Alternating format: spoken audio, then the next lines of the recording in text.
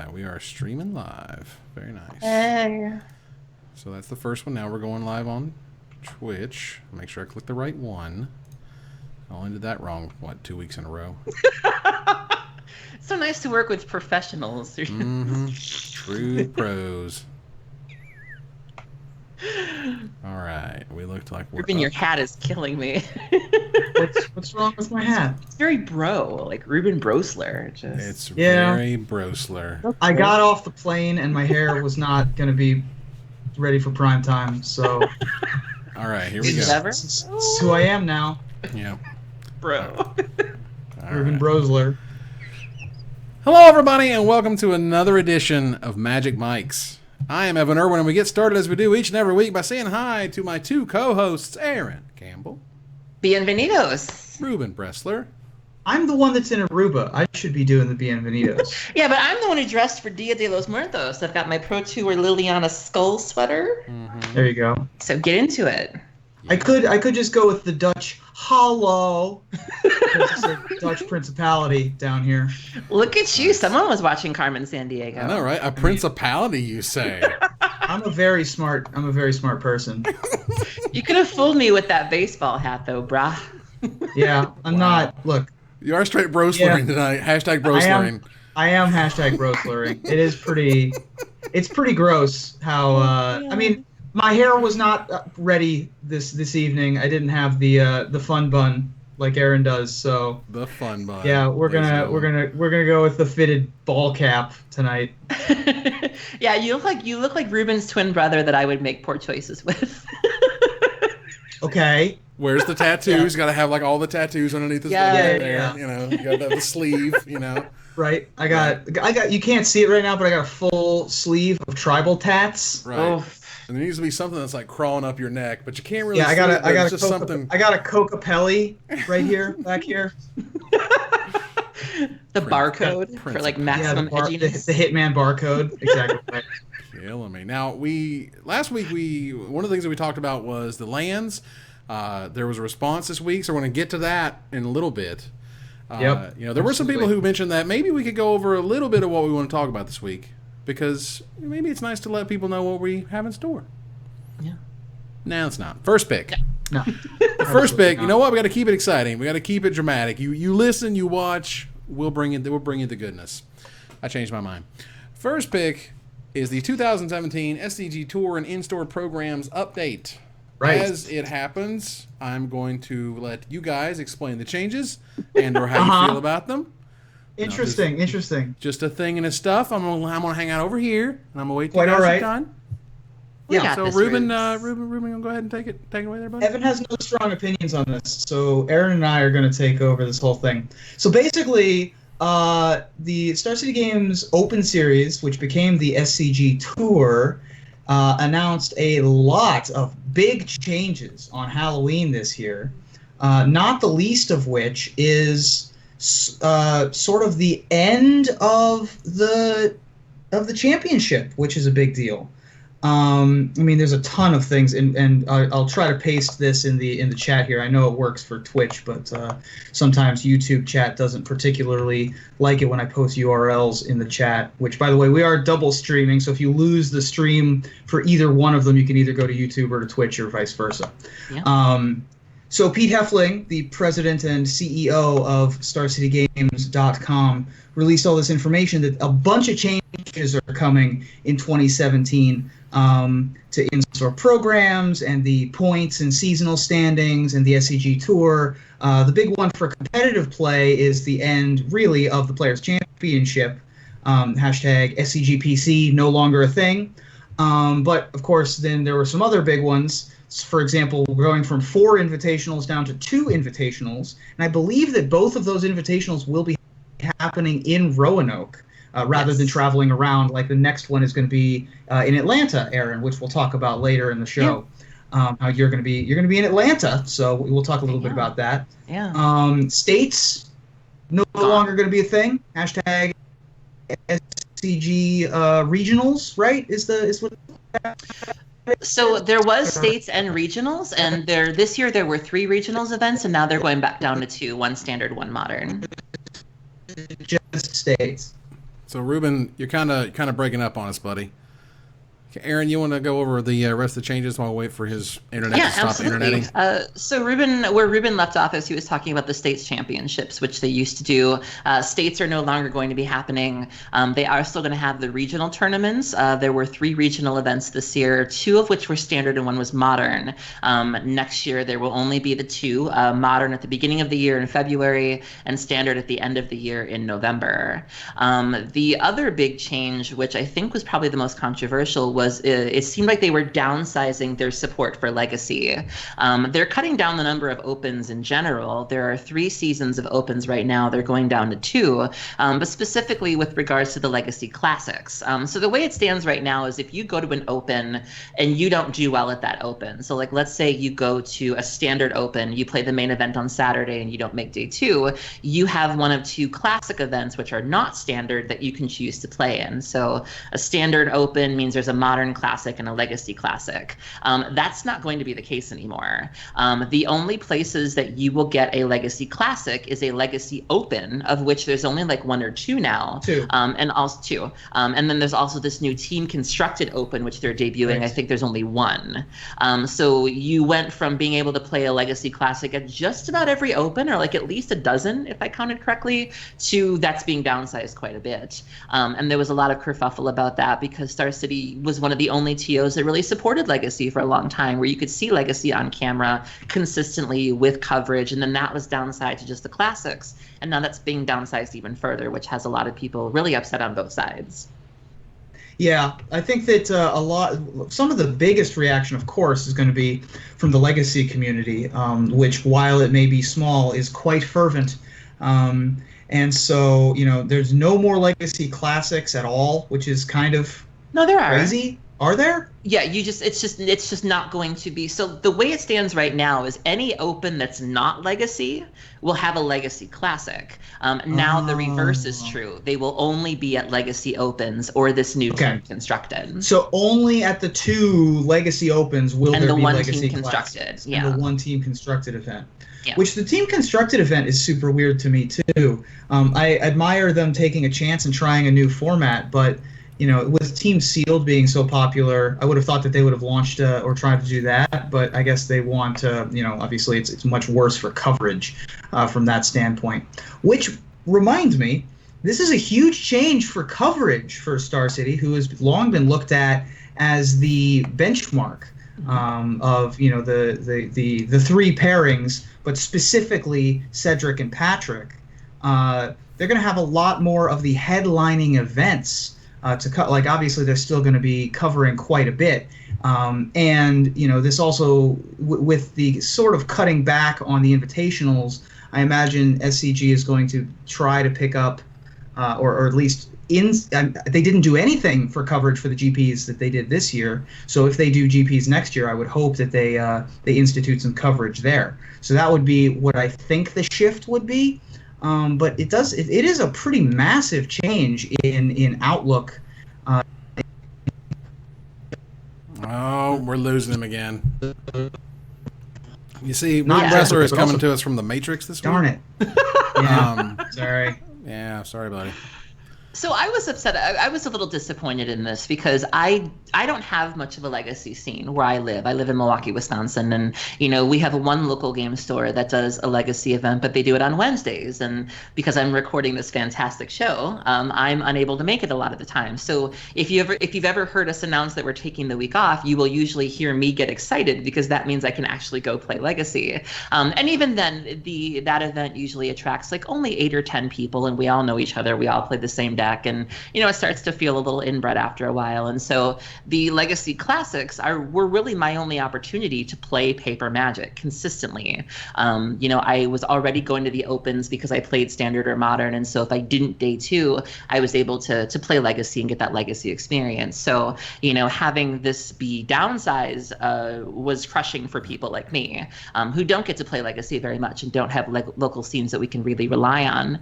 The other thing that I found really disappointing was sort of the the attitude that people were taking about this, and specifically certain employees from Star City Games, they were making all sorts of comments like, well, you guys didn't show up for events, and you guys weren't watching the coverage, and if you really cared, you would be here.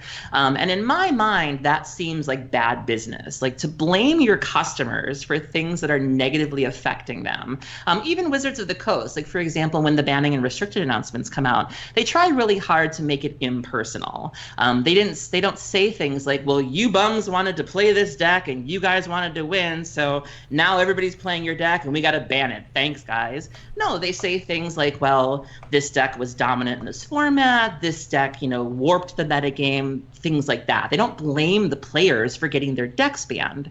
Also, the rotation announcement that happened the other day when they said they were going back to the old format, they kept it really impersonal. They said F&M attendance was not where we'd like it to be. They didn't say, well, you bums didn't show up and now you got to get stuck with Smuggler's Copter for 2 years, suckers. And so I was really disappointed to see comments that really blamed us for the fact that our programs were being cut. To say that we don't care or to say that we didn't show out, I think those things are kind of mutually exclusive.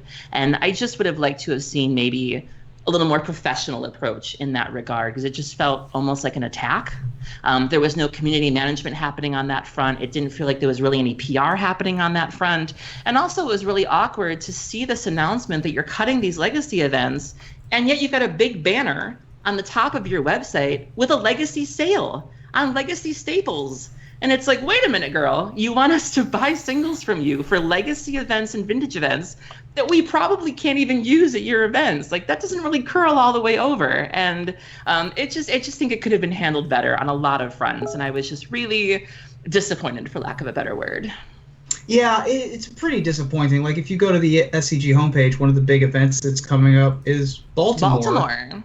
Which is a legacy event, and then you lead with this, which is kind of strange. Well, also too is so somebody had made this tweet and they were like, if you really care, you'll come to SCG Baltimore and you will watch the coverage. But Eternal Weekend just happened, so right. The people that are most likely to heed that call just spent an arm and a leg to play Eternal Weekend. They're probably not going to be able to afford to do both.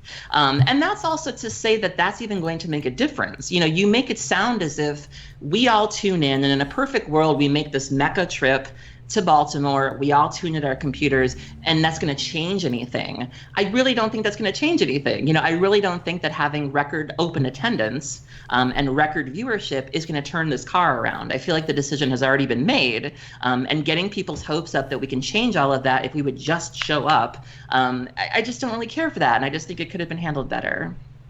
Yeah, and the other thing that is super weird about this announcement, if you're reading the note from Pete Heffling, after a number of brainstorming sessions failed to produce an acceptable solution, I began to wonder if what we were looking for simply might not exist. A few days later, while taking off in a plane, the missing piece of the incredibly complex puzzle we'd been trying to solve suddenly came to me. I immediately grabbed a napkin, pulled a pen out of my pocket, and began to scribble down note after note as the solution I'd been searching for, a single idea, had begun unleashing an avalanche of others.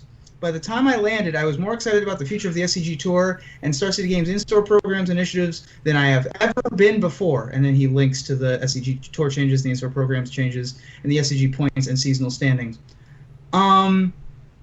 Yeah. So that's an interesting thing to put in your official announcement. Yeah. I would rather have not known that. I think I would have much preferred to not have. I would have been ignorant of the grabbing a napkin and having the entire organized play department changed based on the whims of one idea on a plane flight. Well, but again, though, I also feel like it adds to this attitude of you're welcome. Some of the criticism that I saw with the legacy players is, well, we kept these programs going for you. And then when you say things like that, when you tell this really convoluted story of, well, the opens were about to get canceled altogether, but I saved this, and it positions them in such a way where if if you don't like it, you come off as ungrateful. You come off as, well, don't you see what we've done here? If it weren't for us and this great idea, you wouldn't even have any opens. And I think it puts the customer, it puts the consumer in a really awkward place of, I don't really like this thing, but if I criticize this thing, gosh, this guy went through all this trouble and he found a napkin just to save the program and I don't really care for it. Again, it puts your customer in a really awkward spot, which I think is really disingenuous. Yeah, agreed. And so we shall see. Hashtag ruining Magic again, but I'm sure it'll be fine. It's just different again, but a lot of these things appear from the outset to be scaling way back. And because of how excited people were about the SCG Tour, all these teams forming, all these people who were like, I don't want to do the Grand Prix Pro Tour grind, but the SCG Tour is different somehow. Yeah. The jerseys, the camaraderie, it feels different, and this is sort of this feels like it's in a waning phase, which is really upsetting. I saw somebody compare it to the housing bubble, and they were like, is this the magic bubble sort of popping where, we had this exponential growth and events were everywhere and it was great. You could go not very far to find an open and do the thing. And, is this sort of our version of the recession? Have we reached the point where magic has peaked and, we did a lot of things we maybe shouldn't have done and now here we are. And I thought that was a really interesting metaphor. I mean, Magic ebbs and flows. Like, it was super popular during Tempest, and then it ebbed back during the Mercadian Masks block. Then it became super popular in Invasion, and then obviously it ebbed back again. And then it became super popular in Ravnica, ebbed back in, Kamigawa. It does this. And we were riding high for a long time of set after set after set after set of record-setting numbers. It's possible, I guess, but I feel like this is a not Magic issue and more of a Magic tournament-specific kind of issue. Sure. And so we'll see how it goes forward. But I'm still excited. I'm always still excited to go to SCG opens and events and stuff like that. So hopefully it doesn't wane like we think it might. And it also leaves an opening for other TOs to pick up the slack, too. It's like, SCG has sort of held a monopoly on things for a while. And even if not necessarily by choice, SCG is the name that people sort of gravitate to and that people recognize, and with good reason. And a lot of times, they unwittingly, end up eclipsing other TOs that try to do good work. And so I am seeing some people, other TOs, try to pitch their own events to say, hey, this is a demand that's not being met. Let us try to fill that. And I think that's exciting. Well, funny you should mention that. Flawless segue. Like that? Evan, welcome. You want to come back? Oh, boy. Well, here we go. So, and one last little thing about the bubble thing that you mentioned. Just the bubble thing. Just Magic. Aaron and Ruben's opinions are their own, and they're not necessarily mine, and blah, blah, blah. Either way, the bubble thing. So here's something we haven't really talked about yet, but Wizards is coming out with a product called Plane Chase Anthology, okay? It's coming out at the end of this month, and I, honest to God, have no idea who it's for. What is happening with this product? It makes no sense. It is all for... It's not the 4 Plane Chase 2011 decks, which were the first ones. No, it's the second ones. And it has all of the planar cards, but it's $150. Like, you can go buy all of the 2012 decks and all of the planar cards that exist probably for less than that. So, who is this for? I don't understand. Nothing about that product makes any sense. So, like, in this weird, like, there's too many Magic products. Maybe Magic's trying to go too fast. Maybe they're trying to do some stuff that just hasn't been thought through. The Plane Chase thing, I just don't get it. I don't understand the Plane Chase Anthology. I mean, I want everything to be successful, I want Magic to do well. I want it to do good things. I want it to make really cool sets. Plane Chase was not the set of cards that everybody was looking for you to reprint, okay? No. Like, all right, so anyway. So moving on. Can you make that noise again? So, our good friends at Tales of Adventure, Ruben, you might have heard of them. In passing. They had launched a little something called the Eternal Extravaganza, and they began in 2016 this year with the Satellite series. And so these were $1,000 events that gave buys to the main event. However, what feels like in response to recent events, or maybe not, maybe there's just a good timing, but regardless, they're putting the gas pedal all the way down. And just so I don't mess up all the details, Ruben, help us with the details of this setup and how it works. Sure. I'm going to try to do the link thing again. I think YouTube yelled at me, so unfortunately for you folks, good, they can yell at you for once. Yeah, exactly. I don't think that I can paste the Facebook link in here, but essentially, Tales of Adventure, the company for which I work for, is going to sort of step into the void left by the Star City Games folks abdicating not all, but much of their legacy and eternal ground, I guess. And that includes Vintage, which has not been a thing at Star City Games for a very long time. If you go back to the Power 9 series, that was probably before even Evan was there. I actually attended one of those, and I lost in a match where I was playing. I won't even want to say this was on camera. This is way back in the day. I was playing It was either a top 8 winning in, or it was in the top 8, and I played against Alex Bertoncini. Wow. I lost. Yeah. So that's, well... You don't say. Alex Bertoncini is a powerful mage, Evan. He truly was. He's defeated many magicians. But I was there, and in any case... I also saw what exactly happened, which is they would hand out the Power 9, and then everyone would sell them. Yeah, well... Oh my God. I mean, that does happen quite a bit. You only need one piece of power. In any case, that's fine. Either way. That's old people talking about Vintage from 10 years ago or whatever.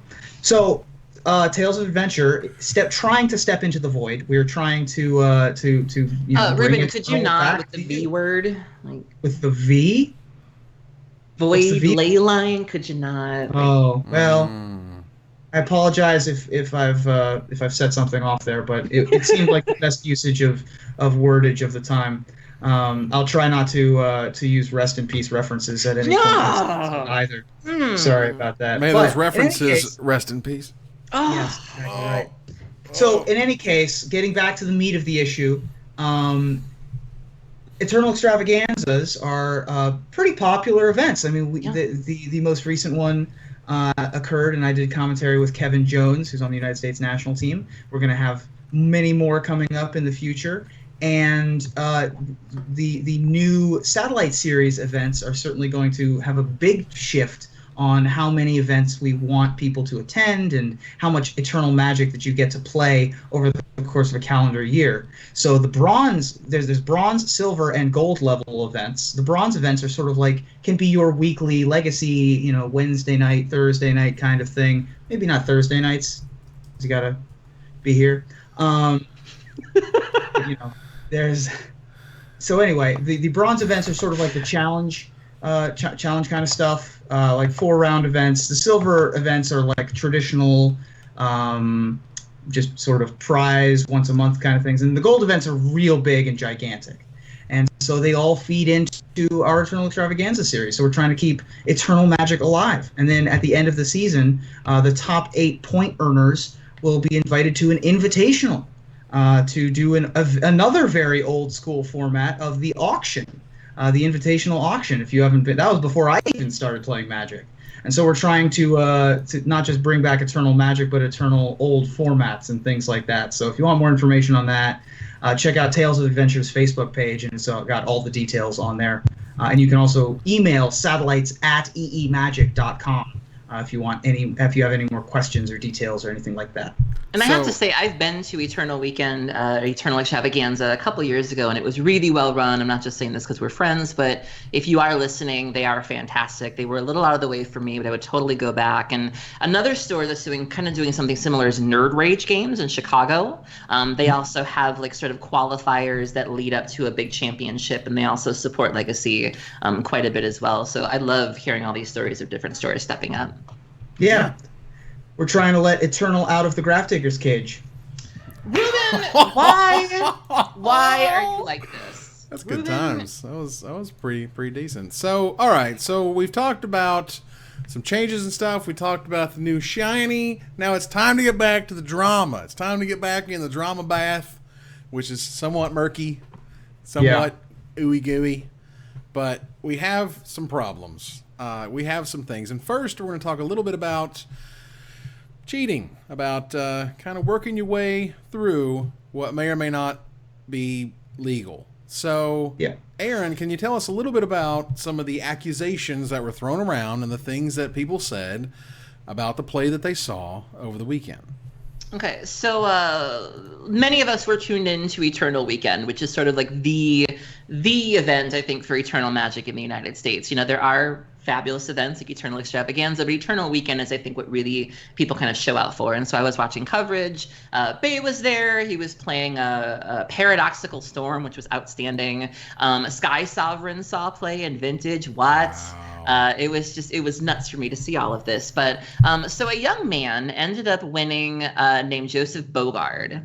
And somebody on Reddit had decided that they were going to go back and sort of watch all of the matches that Bogard was involved in and kind of document a laundry list of things that this person did wrong that all sort of lead up to the fact that they're shady as hell. And so, for example, and shout out to this person because there's literally like timestamps and such. This is intense. So he's playing somebody in round 7, plays 2 lands in 1 turn, and does not announce his mana drain trigger. And these things by themselves, you could maybe explain away. Like, he was nervous, or it was his first time here, but there's literally a list here. So after that, he then again plays 2 lands in 1 turn. This is in the same round, so in round 7. Then he plays 9. He has 9 cards in hand after forgetting to discard. Like you do. At one point, his opponent calls a judge because his sleeves were marked in a manner that was not consistent with normal playware. Judge looks at it, doesn't notice anything. The opponent doesn't really feel good about the call, but decides not to appeal it, and so they keep going. First of all, if you can appeal in those type of situations, just do it. Do it's not going to hurt anything. Yeah. It was so bad that Randy and Bob Maher, who were doing coverage, talked about him on a hot mic. So like, they didn't think anybody was listening or anybody was recording this, and even they were like, "This guy's up to no good." So then at some point, 25-minute deck check. 25 minutes. I played Dredge. That's a round for me. Yeah. 25 minutes. Then after a conversation with the judges, he receives a warning for insufficient randomization, a warped foil Soul Ring, and Crucible of Worlds. Those were the only foils in his deck, along with Strip Mine, Snapcaster Mage, and just this list of things that all together, like, this guy is just no good. And there was also a young man who got caught fudging a brainstorm on camera where, like, he drew 3 and, like, had put 1 on the deck, put 1 on the table, and then like put that 1 from the table back in his hand. And there were just all sorts of shenanigans. There were some really loose plays in the top 8. And the consensus seems to be like, how was nobody paying attention? There were several opportunities for somebody to have intervened and they just didn't. And I was really amazed because this is supposed to be like, this is vintage. This is eternal. This is what? Yeah. Right, and kudos to the user who appears to be in the chat currently, Diofan, who did the legwork. You know what? Yeah, I mean, it's in these types of situations, in these types of angle shoots, if you will, are always death by 1,000 cuts. Right? Mm-hmm. They're always, they just kept 8 cards and didn't discard. They played 2 lands. Oops. And when that happens, in a bubble, I was like, oh, yeah, it's just, that's what happens. So, like, and again, I'm not saying I'm the investigative committee. I'm not passing any judgment. I'm just saying, there's a lot of smoke here, okay? It's getting real smoky in here, and we're not sure if there's any fire, but, man, there's a lot of smoke. And being able to detail what those things you saw are and, exact timestamps, and this is what could have been happening, and really clear explanations of all the things laid out. It's quite the case. So any further thoughts on that, you guys? I just think it's disappointing. Sorry, go ahead. No, you first. I was just going to compare it to what happened. So this was in the vintage events that we had, the eventual champion had all of these, not really accusations, but had all of these moments studied and angle shots researched and all that kind of shot, the shots recounted. But compare that to the Legacy tournament where Zach Dobbin was disqualified for his brainstorm issue, I guess we'll call it, and that And you And what was compare that those brainstorm two issue? things. So the brainstorm issue was basically that while he was brainstorming, he would put a card that he knew he was keeping face down in front of him. That he found a card that he knew he had to keep. For example, the ultimate example of this was he found a moat, and instead of just keeping it in his hand, he put it face down. And this was on camera, and so he was disqualified for doing this. Which seems a little harsh, but he'd been given the warning. He'd been told if it happened again that it would lead to harsher punishment. He was on camera and he did it again. So it's not like he didn't know that this was going to happen. But from all accounts, it seems like this was much closer to being an honest mistake than the honest mistakes that could have been used as an excuse in what happened in the vintage. And so I just think it's a little bit of a weird dichotomy there that, you know, the harsh punishment went to the legacy player and not to the vintage player. It's just an odd thing to me. Well, it's similar to what you talked about last week when we were talking about the Kent Ketter and the Oliver II thing. And you had mentioned that if you had to choose somebody to sort of punish more harshly, you know, and I'm quoting you very loosely here, you know, you had felt that Oliver II's reward, you know, seemed like it required a little more investigation or a little more oomph than the way Kent Ketter was treated. And again, you know, you bring up a really good point. The things that we choose to punish or the things that we choose to focus on. And then in the other example, you have something really egregious that, you know, is sort of passed off, is sort of brushed under the rug. I think that's really fascinating. Fair enough, which does kind of pivot our way into the next piece of drama for this week, which is a continuation of last week's drama. We're just having like the smoothest segues this week. I'm so proud of us. Man. Really good. I'm feeling almost professional-like. All right, so Team Cardhoarder and Kent Ketter have officially parted ways as of 2 days ago. They and we talked about this last week. Team Cardhoarder, Cardhoarder itself had this big post where they kind of explained where they were at, and they had Kent's side of the story and their side, and and they're kind of somewhere in the middle, and ultimately kind of what it came to. And again, I don't think we really misrepresented of them going like, I was like, well, that's some stuff. I was like, all right, this is kind of happening, and that's a thing, and we're gonna keep on doing it. And then out came this, where you have, basically, let's see, they're taking their comments and opinions very seriously. They've done their best to assess any additional information or evidence provided to us. And it's actually been a really interesting way to they have been very, very open and public and, I think sort of accommodating, if you will, to those who have been giving them back feedback. Now, I know plenty of pitchforks and, never shopping at your site ever again, so-and-so. But mainly it's just, well, what do people really feel about what happened? And there's been some pros who've already come out and have been like, this is an injustice, and Kent shouldn't be treated this way, and he shouldn't be dropped like this, and it's hurting his well-being and his, and his income. And there's others who are just like, look, when you behave this way, there's repercussions, and this isn't this isn't the last time that you're going to have someone just like viciously rules lawyer out an outcome, and is that the kind of conduct that you're supporting? So at the end of the day, they said they apologize for not having a clear framework for player standards from the outset, and we intend to correct that omission very shortly. They are going to release a code of conduct that outlines our expectations for player conduct. Now, correct me if I'm wrong, that doesn't exist for any organization or team publicly that I'm aware of. Correct. Yeah. Not that I'm aware of either. No. Right. I'm serious. It's kind of part of growing up. You know what I mean? It's part of where you take the teams to you keep going to the next level. You keep wanting to get to the point where you feel we're in a professional type, scenario. And professional type scenarios have agreements, they have policies, they have codes of conduct, they have things you can't do because you have to act like an adult. And, it's been really interesting to kind of see all this shake out. How do you guys feel about all this? You want to go first? Yeah.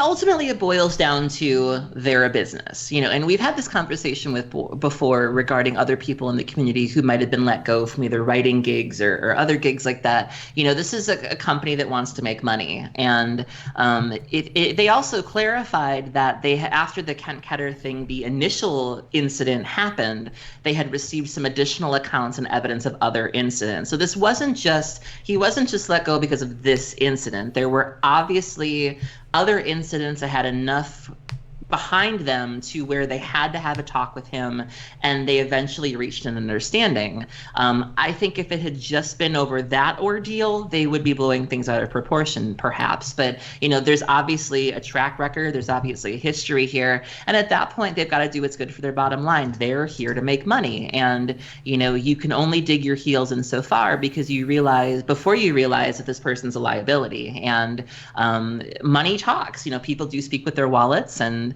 like I said, I think if it had just been because of the one rest in peace incident, I wouldn't be okay with this. And I don't want to say that I'm okay with it. Like I'm not rooting against Kent. I'm not happy that this happened, but I understand it given that they've said other things came to light. If they had said from the onset, like if they had responded to the first rest in peace incident and said, well, he's gone, I would have thought that was a little aggressive. But I think they've obviously said they've got more at hand, and they're a business, and you got to do what you got to do. And I admire the professionalism that they've shown. Ruben? Cardhoarder.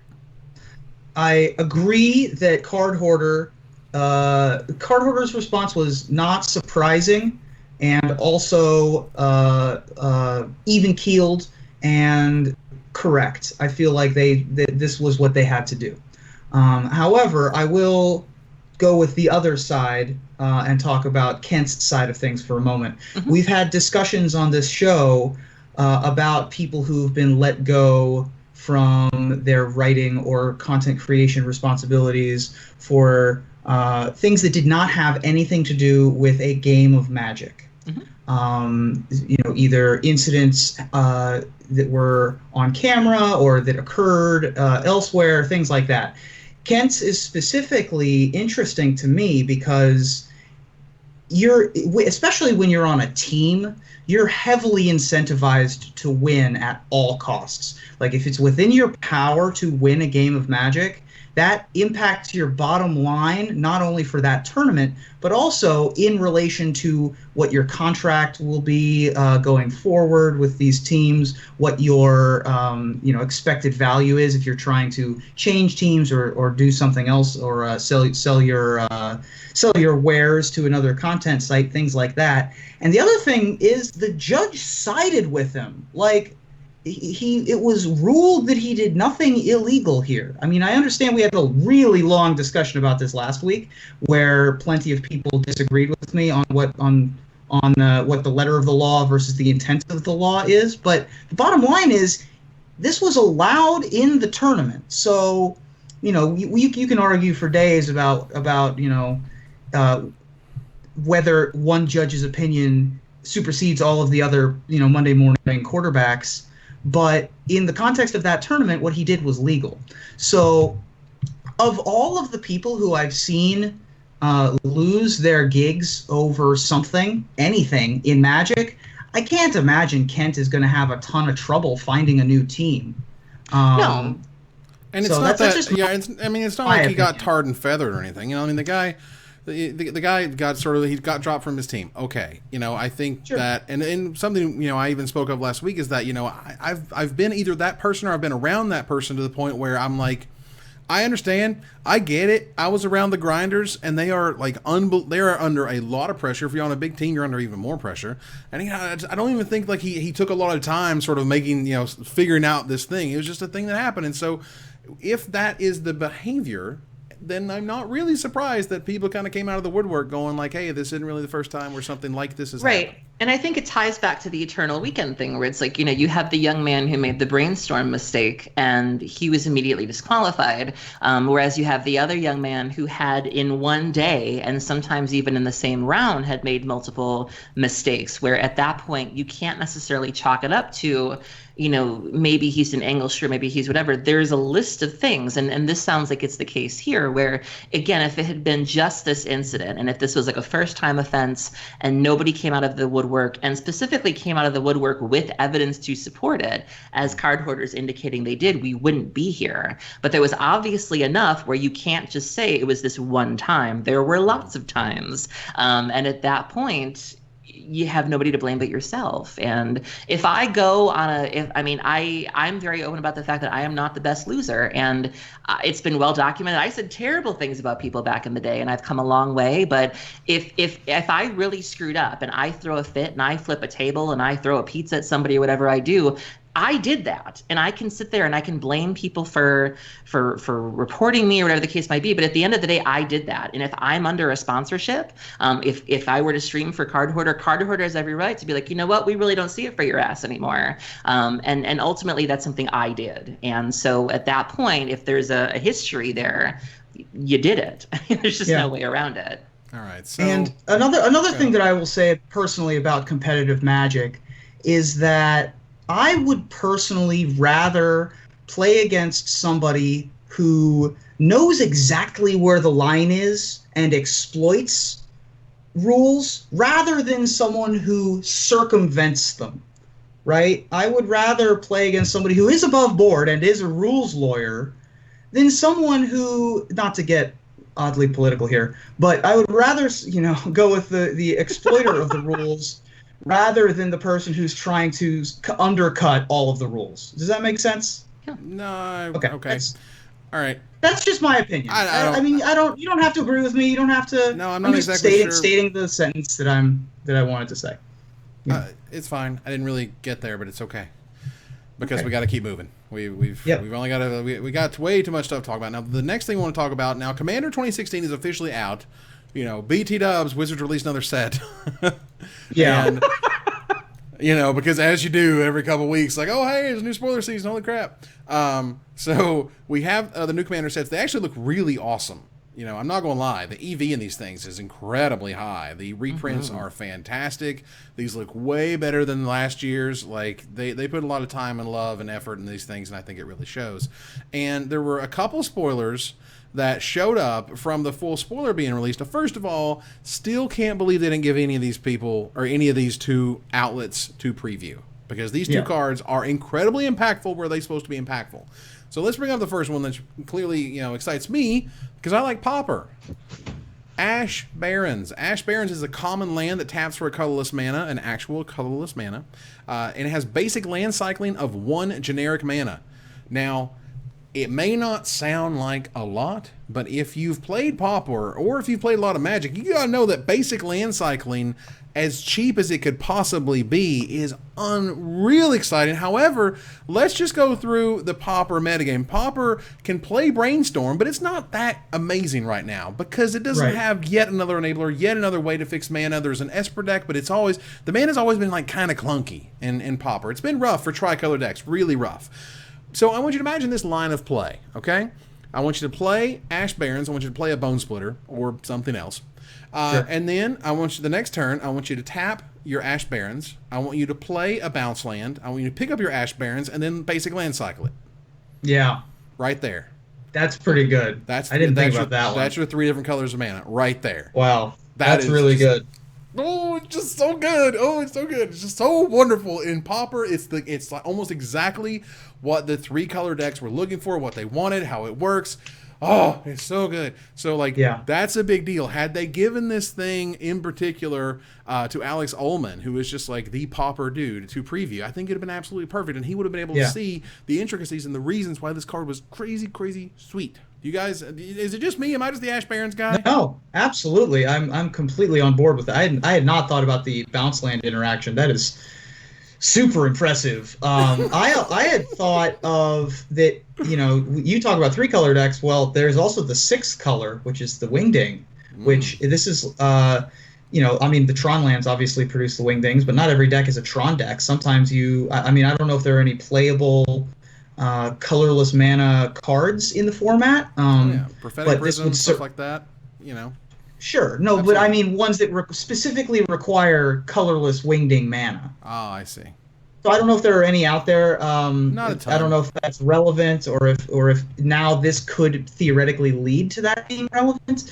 But that's where I started with this card, and of course the cheap shuffle, making Brainstorm playable in Pauper, because right now in Legacy it's because of the fetch lands, honestly. Right. But you don't have fetch lands in Pauper. Now you kind of do. You have a 1 mana activator to shuffle away extra chaff that you don't need with your brainstorms. That's a big deal. Right. I mean, you have Evolving Wilds for what it's worth, and you and you have the other one that I can't recall right off the top of my head. Evolving Wilds, Terramorphic Expanse. Yeah. Thank you very much. But again, those are slow. They don't make mana. They take a turn. You know, they end up playing Battlefield tapped. Like, there's all these things that this card doesn't have that issue with. Yep. I think that Ash Barrens is 100% going to have a big impact on Pauper. Nice. Aaron, you don't care, do you? No. So first off, I want to change my drag name to Ash Barrens. Love it. That's going to happen. Nice. And I played Living End for over a year, and I have a great appreciation for land cycling. I even played a variation called Living Moon, where you would use Simian Spirit Guides to get out of Blood Moon, and the opponent would be like, well, you're hurting yourself too, and you're like, I'm going to go look for basics, thanks. And then you go, like, you cycle your recluses and things like that. And so I love land cycling, and, you know, I wish this was modern legal, because I would totally use this. And yeah, I think this is really, it's funny that you mentioned, though, you know, you said, why didn't they give this to Alex Ullman? Because he could have, you know, shown or could have talked about how good it was for Pauper. And I think, you know, we can agree based on recent decisions in Pauper that Wizards doesn't even know it's good for Pauper. Sure. It's a question as to how much Wizards cares, because if you're listening to any of the sort of the voices of the Pauper community, the people who make Pauper content, you know, Peregrine Drake is broken, guys. Peregrine Drake is broken. That card is not fair. That card has warped the entire environment around it. Yes, it's not the only thing winning, but the only other things winning are the things that are, like, strategically positioned against Peregrine Drake, and you can't do anything but be the Peregrine Drake deck or the anti-Peregrine Drake deck, and that is always the scenarios that I have seen that leads to a card banning. So everyone who has a voice in the Pauper community is saying, please, would you just get rid of it? You kill Cloud of Fairies. It's worse than Cloud of Fairies, guys. It's crazy. How can you defend the untap mechanic? Fairies, how can you defend the untap mechanic? Yeah. That's my problem. It's really, I can't. No, I 100% agree. So let's go on to the next spoiler, which is a Magus. Now, the Magus cards, they've made a few, and they've been really interesting. And there's Magus of the Moon, which may be the most popular one, which is basically taking popular cards, putting them on creatures, and then seeing what happens. And so there's Magus the Candelabra. There's all sorts of crazy coolness. Right. But this so Time Spiral Block introduced the Magus cycle. Right. The first Maguses were Bazaar. Magus of the Tower, Magus of the Bazaar. A lot of them copied lands. Then a lot of them copied artifacts, like Magus of the Scroll. Some of them copied enchantments, like Magus of the Moon, as you mentioned, or Magus of the Moat. And this is the first time I think we're seeing a Magus of a sorcery, if I'm correct. What a sorcery! Yeah, what a sorcery it is. It's a pretty good sorcery. So let's take a look at this. Magus of the Will is a black and 2 generic mana rare 2/2 human wizard. For a black 2 generic mana tap. Exile Magus of the Will, until end of turn, you may play cards from your graveyard. If a card will be put into your graveyard from anywhere this turn, exile that card instead. With the artwork that is literally matching the original Yawgmoth's Will, with the face, with the sign of Yawgmoth on the face of the Magus. That is actually the sort of the Apocalypse set symbol, which is also the kind of the Phyrexian, you know, sort of the face of Yawgmoth. That's the way they kind of refer to it. And you know, and the flavor text, which says, "These eyes have shown me the flaws of flesh." And man, Phyrexian is just so sweet. And you know, for those who don't know, Yawgmoth's Will is the sorcery that this is copying. Basically, it also costs a black and 2 generic mana, but it's just a sorcery, and it's just broken as all get out. Arguably one of the most broken cards to have ever been made. So that's a big deal. It's like a broken Past in Flames. Like, people like to say that Past in Flames is like the fixed Yawgmoth's Will. Right. And this is just the busted version. So ultimately, you have to pay 6 mana to make this happen. But really, you have at your disposal one of the most powerful effects to ever exist in the game of Magic. Yeah. On a dude.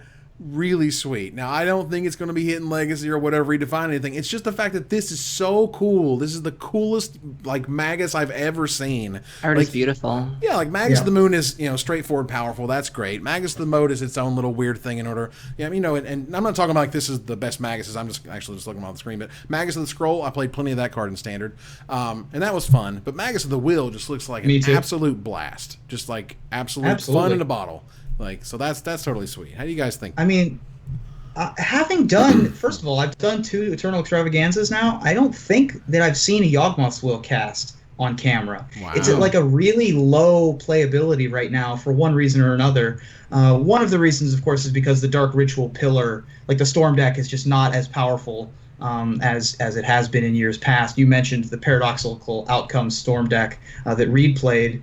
Unfortunately, Reed didn't win the tournament, or even unfortunately, didn't do particularly well with. People are trying, but I'm just saying, there's so many Flusterstorms, there's so many, mental missteps. We got mind break traps happening. Like, there's so many ways to fight against the Storm deck that even the Dredge deck can fight through the sideboard hate more effectively. I'm not sure if that's specific to how cards have been designed or if it's just coincidence, but that's just where we are. But I think that this particular card, being a creature, actually helps it. Other Maguses, they get targeted by Swords to Plowshares, and that's how basically you keep them out of Legacy. But in Vintage, there is less targeted removal in Vintage, and this can't get Flusterstormed. And so this is and it can even be a clock in and of itself if it needs to be. So I think that there's a slight possibility that maybe this is a card that sees play. Maybe, and it's not the first Magus that has crafted a sorcery. That was Magus of the Wheel. Sure. Who was a Wheel of Fortune variant from Commander 2015. I'm only knowing this because I'm looking this up right now, but just because I was curious, I was like, man, it's the first sorcery? Like, no, it looks like it's the second one, but it's obviously a really good one, and the first one wasn't bad either. So Wizards, I think, did a fantastic job. If you're going to bring back, just the one Magus, so you're going to be able to see, what Magus is supposed to do and how they're supposed to work, man, it's a pretty sexy one right there. Yeah, it's a good one. Absolutely. So let's keep on going here. Last week, we're going to pass the salt. It's time to get a little salty. Oh, geez. Last week, I forgot this was happening. I went on a little diatribe, if you will, about lands, about basic lands. Now, not just any lands, but basic lands, and how our basic lands have the same half art that they've had, at least by default, not counting the Zendikar sets or what have you, or even the unhinged, unglued stuff, have had the same frames, more or less, since the very beginning of Magic. And my argument was that needs to change. And the sooner it changes, the sooner we look back and go, man, that was just really, why did we do that? Does that make any sense? Why did they do that? Why did they cut off half the card? Just so they can have a big box. Inside the big box, they have a mana symbol. Man, that doesn't make any sense. Man, really? Okay, let's go to lunch. But no, like, what happens is, I go on my diatribe. I try to explain. I feel this is ridiculous. I feel like for literally the betterment of the game. I've been playing this game for 2 friggin' decades. Let me tell you. I'm telling you, this is ridiculous that we should have to sit here and like fight and claw and hope that they will show us more of this world that they spend so much time crafting. All right, so that said, Mark Rosewater has the Blogatog. He runs markrosewater.tumblr.com, which is the Blogatog. He answers a million questions. It's unbelievable how much Mark Rosewater actually produces as a human being, by the way. It's crazy. Correct. That said, someone had wrote him and said that they have, with the OCD desire to have their cards match and have consistency, they don't want full art lands and they'd be disappointed in them and so on and so forth. And what he answers with is, I've gotten a bunch of people replying that they prefer normal half art lands. Okay. That is in and of itself okay. However, what I infer from that is we're not changing it because we heard from some people who like it. Or we heard from some people who specifically didn't like the idea of extended art lands. Now you tell me, the most archetypical standard Mark Rosewater story is as such. Mark Rosewater has a crazy idea.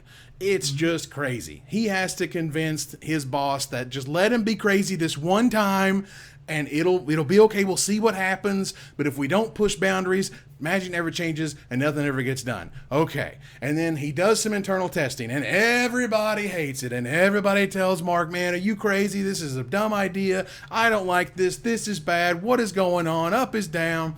And Mark's like, nope, we're doing this. It's for the betterment of the game. It's going to be awesome. Ruben, you got to do the mark for this.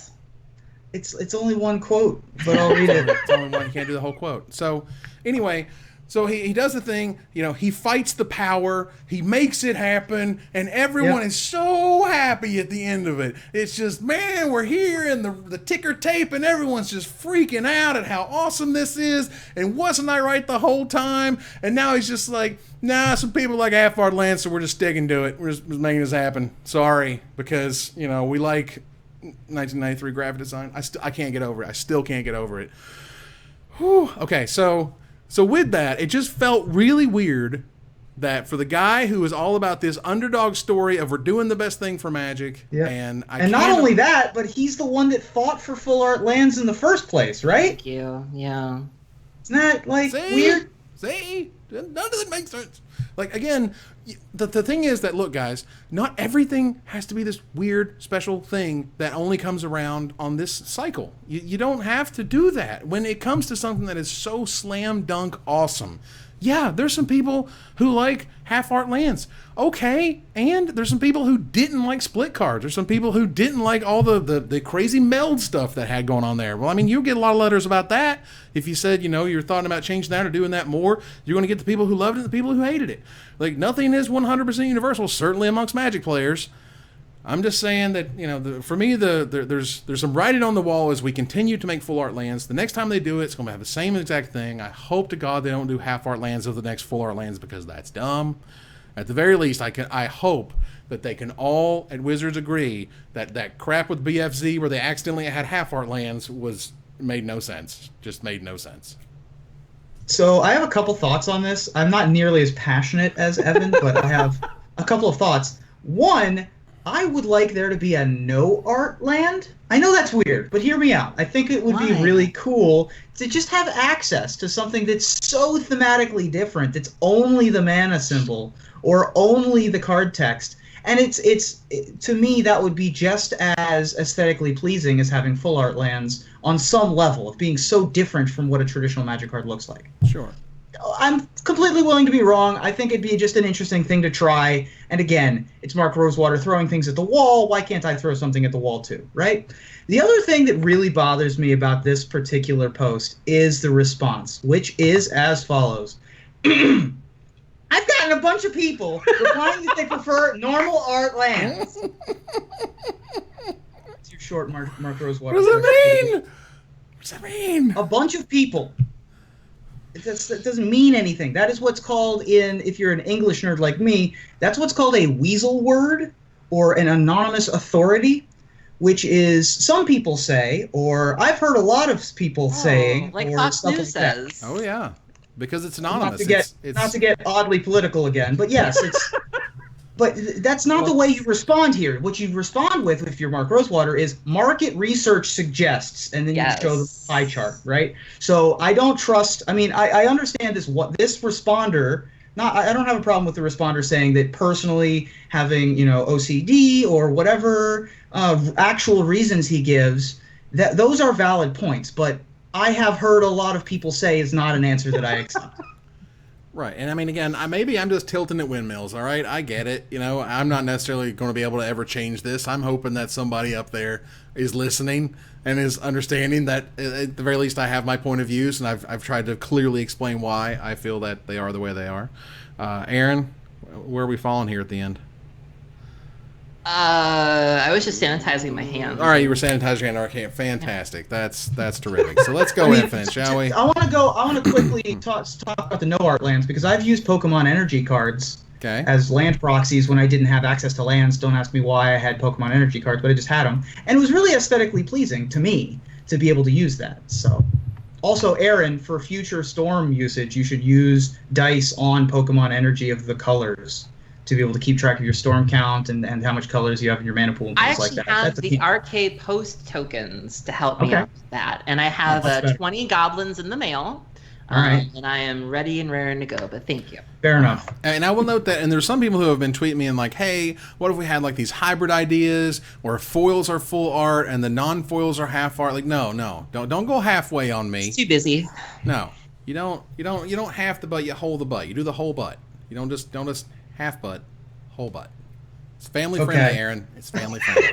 Okay? All right. But seriously, I don't. Any sort of like weird hybrid is just going to lead you to the inevitable. It's, I mean, you know, it's just like when they did foils for base sets were black bordered, and they were like, wait a minute, that looks so good. You know, duh. All right, we're going infinite as we do, and this week there was an announcement of a really interesting kind of something of an elimination contest. Now, Magic has over 16,000 unique cards. Yeah, that's right. And don't we need to just rank them? Don't we need to make the ultimate listicle, the listicle to end all listicles, the ultimate listicle of the 16,342 unique Magic cards? It's going to take them 2 years to have a 32 card per day rank survey go up for 2 years. Now, first of all, and literally as I'm just saying this, that number is going to grow. There's going to be more new Magic cards show up, and so he basically has to take like basically a time capsule, if you will. He has a time capsule of Magic as of right now, and we're going to figure out the ultimate elimination bracket for right now. Okay. And he also has to keep it relevant for 2 years. So one, and in just a moment, I think, you know, I think it's a cool idea. I think it sounds really neat. I think people are going to get tired of it really, really quickly.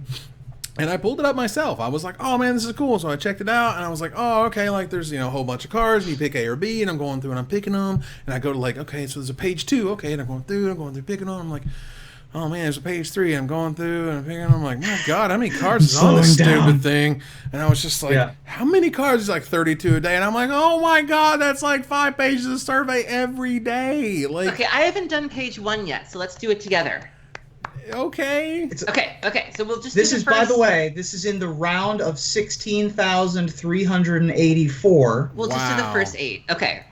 So here we go. I don't even know what a lot of these cards do. Okay, so round 1. So hold on. I'm actually going to load up the URL for you.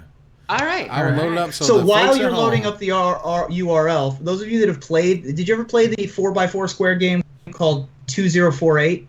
No. 16,384 is a power of 2. So that's why we're at this point exactly now, is because Ruben, I work at a bank. I'm not good at math. I apologize for that. Yeah. Wow. All right, so let's do the voting here. Okay, so round 1, Goblin Matron or Vesuvan Doppelganger?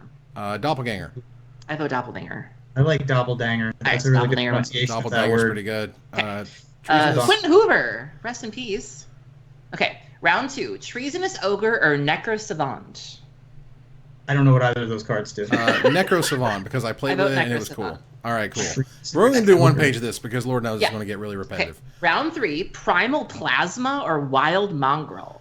A Wild Mongrel. Easy. Easy pick. Easy. Okay. Round 4, Locust Swarm or Unseen Walker? I had a crush on the chick in the art for Unseen Walker when I was like 13. I don't know what Locust Swarm does. But I remember Unseen Walker's like this lady, right? Yeah, she's the one that's stuff. She's like this. But regardless, I'm voting for Locust Swarm. I was going to vote Locust Swarm. I don't mind either one. Okay, so we'll go Locust Swarm. Round 5, Nalathni Dragon or Thalakos Drifters? Nalathni Dragon's the promo, right? That's the one that's only available as a book promo? Yes. Yeah. And Thalakos Drifters is a really good card.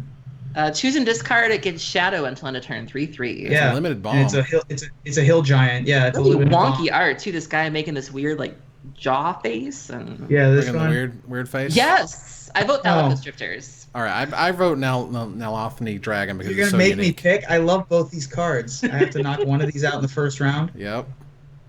I vote Nalathni Dragon. All right. All right, round 6, Gaia's Revenge or Scorching Winds? Gaia's Revenge.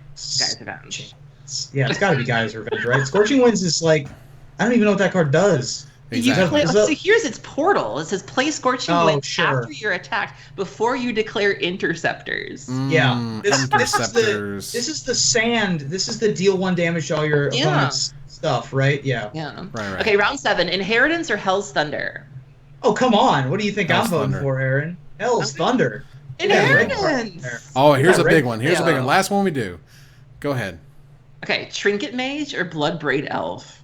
Wow, I have a problem with the pairings committee on that. Oh, this one stings. This one goes deep. Bloodbraid. Wow. Oh, I don't. Trinket Mage. I've had so much fun with Trinket Mage. I've had a blast with Bloodbraid Elf. Oh my God. This one. This is a rough rough one. Blood Raid. I'm going to go Trinket Mage. I have too much fun with Trinket Mage. I've loved that thing in the cube. Trinket Yes, Blood Mage. Braid Elf is more powerful in a bottle, but Trinket Mage is incredibly useful. It's sweet in every format I've ever played in terms of cube and EDH decks that have to just go find a toolbox worth of stuff. So we're going infinite here, right? We're going What infinite. is the point? Like, what are we trying to ask here? What's the best? What's the number most one? fun? What's the most iconic? What's number one? I don't know what that means. These No. cards are better than each other in certain facets. But that's not. It doesn't. They are what Well, you it's want whatever- them to be. Whatever we want to say, Trinket Mage versus Bloodbraid Wow. Elf represents. What is I that feel like this supposed is- to be? This is such a tough first round matchup. I'm gonna go with Blood Red Elf. Yes, Ruben. It's really You close. guys. It's horrific You guys close. don't even I would know. rather personally cast a Trinket Mage, but I'm voting Blood Red Elf because I think it's closer to number one. Okay. And then, so Whatever then that here we go. means. Number one of what? Right? Yeah. That's what I said. It's a ranking to rank. It's like a weird Sure. popularity contest. So like, what is It's the a most? very weird popularity. What's the most contest. popular card? Is the way that I put it. Sure. I would definitely feel like Black Lotus is number one. That's I'm just going to throw that I out. feel like Black Lotus is going to get knocked out because what's number one? You know, obviously it's the most iconic, the biggest, the baddest. You know what I mean? But I feel like at some point it's going to play against Birds of Paradise, right? Or it's going to be up against Totally Lost, Oh. right? And it's just going to get, and people are just going to be like, but for both of though, right? And it's just going to get knocked out because it's not the number one, whatever that means. At some point, I mean, it's going to go far. Don't get me wrong, but it's going to Right. run into a buzzsaw of one of these fun cards. Well, look, I want that people Stormcrow to love. be in the top 10. I do. Yeah, Oh, Stormcrow, God. Sorrow's Path, like Yep. these cards that have a super popular following. They'll troll it. So I mean, first of all, it's an online poll, so take that with a grain of salt. But the Right. second is like, again, this project sounds cool. Don't get me wrong, sounds Yeah. sweet. I like it.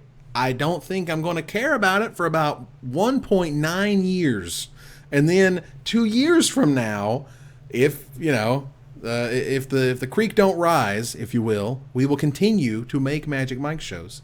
And we will talk about what the end of this weird thing was, and if When we hit 32,768, which is the next power of 2, we'll have another bracket. wow, I can't wait on Can't wait that. for that one. Yay. It feels similar to Mark Rosewater's Twitter brackets, which I love. Don't get me wrong, I think it's great. I mean, Mark Rosewater again produces an unbelievable amount of content. Like, you realize his little comic strip is like in the thousands now. So that's amazing. But he's gotten to the point where he has a bracket of brackets. We have gone full meta. That's a lot. Yeah. And so now his brackets are arguing with his brackets, and there was even a point where like his bracket could be a different, like these two brackets could exist, and he'd have to do some weird like tiebreaker thing.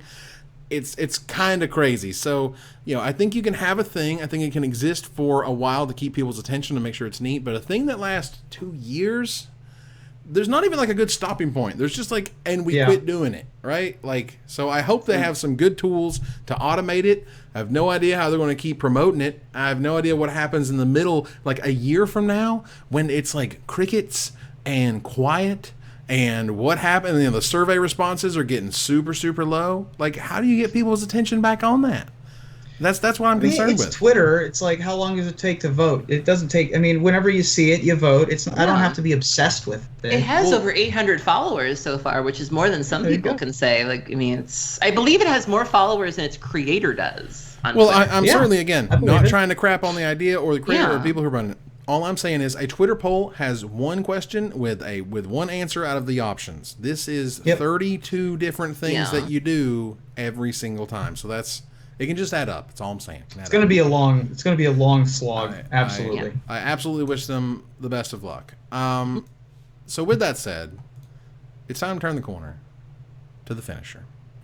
And I also have realized that I did not set up the right scene for the finisher. Okay. So Professional. yeah, I mean, it kind of We good. it happens a little bit. And It's all right, man. What I'm doing right now, we're streaming simultaneously to YouTube and to Twitch. I'm quite all right with that. right. We're only just in front of hundreds of people here. We'll be in front of thousands of people ultimately. That's Literally exciting. dozens of people watching us. Dozens.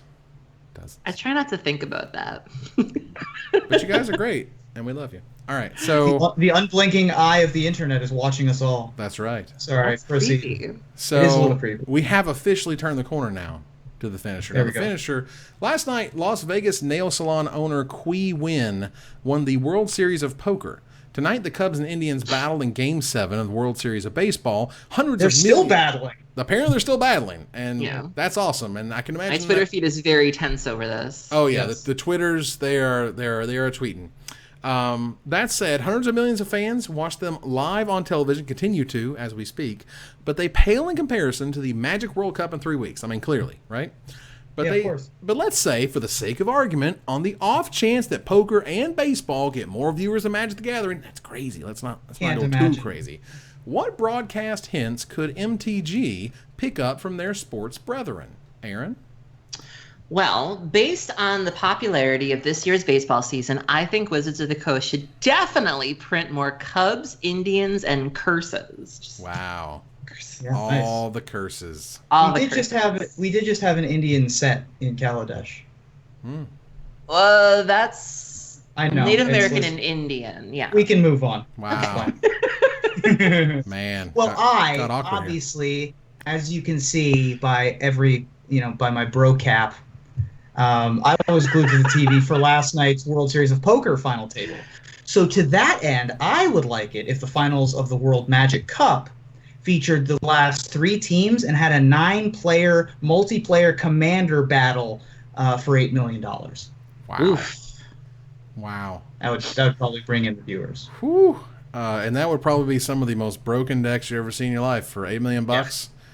Man, they would dig deep. It would be nuts. Well, let me tell you, both baseball and poker have iconic trophies with illustrious traditions. So for the World Magic Cup, all I want is to not have them give out something like out of Salvador Dali's Wet Dream to the winners. Is that okay? Yeah. Can we not give them the rock from Guts? Can we not make this thing Salvador Dali's Wet Dream. I mean, it's just all things are flying. There's different colors. I mean, maybe this one drapes over the side, or a mox is falling out. I mean, So it sounds like you don't want a whole butt trophy. You just want a half a butt trophy. I want to. You don't whole butt the trophy. That's there's a what lot you of don't. butts. Yeah, Just the halves, the halfsies, all the halfsies. I mean, again, I don't know. I'm scared to see the trophies now for our premier, largest, most prestigious tournaments. I just, it's a concern. Is an art student's failed experiment? Yeah, I get it. I mean, we had this idea, and then there was this guy with a plastic mold or something, and Look, I like They have to do Chibuki something sculptures with all as the much art as the next students who guy. don't get hired at Wizards. Think of all the art true. people who get hired that don't get hired. It's all right, girl, well, you didn't get the job, but we'll let you design a trophy. yeah, it's Yeah. look, we've got this 3D printer, and you really need to make that thing worth its dollars because no one's using it right now. It's I getting swear to awkward. God, if another Magic the Gathering trophy is a cup that I can't drink out of, I swear to God, I will flip every table in this establishment. Hello. We need to start getting drinkable. We need to get watertight and not poisonous trophy cups. The poisonous That's is what your I'm problem. looking for. The poisonous, The poisonous is the real problem. they don't have a sink and a little bottle of Dawn and a scrubby brush, Right. for you to do that before you decide to hit the bar with your trophy. Exactly. They don't, and that way you can get sick. So don't do that. I would like you to fill this with gin and tonic, please. So may I recommend, you mentioned Dawn dishwashing liquid. Do you mean Fifth Dawn? Oh, a sink with Oh. Fifth Dawn. You're welcome. Yeah. Yeah, Very, yeah. very Now you just reminded me of talented, Trinket Mage. but- Thanks. Yeah, nice. wow. Trinket Drink Mage, it, nice. mage. Drink it, Mage. Yes. There you go. Hashtag Drink it, Mage. Yes. Got there. Fantastic. That ends another episode of Magic Mike's. I want to thank you guys here for joining us. Thank you very much, Aaron, for hanging out. Thank you for having me. Thanks, Ruben, buddy. Thank you. You guys are terrific. And I'm going to go to my final slide, which I do have set up. So how about Woot. that? Wow. Man. Mark. Preparation. That is in another episode, you guys, here to discuss all things magic. I want to thank my co-hosts, Aaron and Ruben, you guys for watching. I hope you support us at patreon.com/magicmics. Visit our website at magicmicspodcast.com that exists thanks to our Patreon supporters. Or follow, like, tweet, favorite, share, subscribe, do all the things social that tell people that we exist. Catch us online at twitch.tv/magicmics, on Twitter at magicmicecast, on Facebook at facebook.com/magicmics, and talk to us privately at magicmicspodcast@gmail.com. Follow the audio-only podcast at magicmicspodcast.libsyn.com, or find us on iTunes, or join us here next week, same time, same place, for another episode of Magic Mics. Good night, everybody.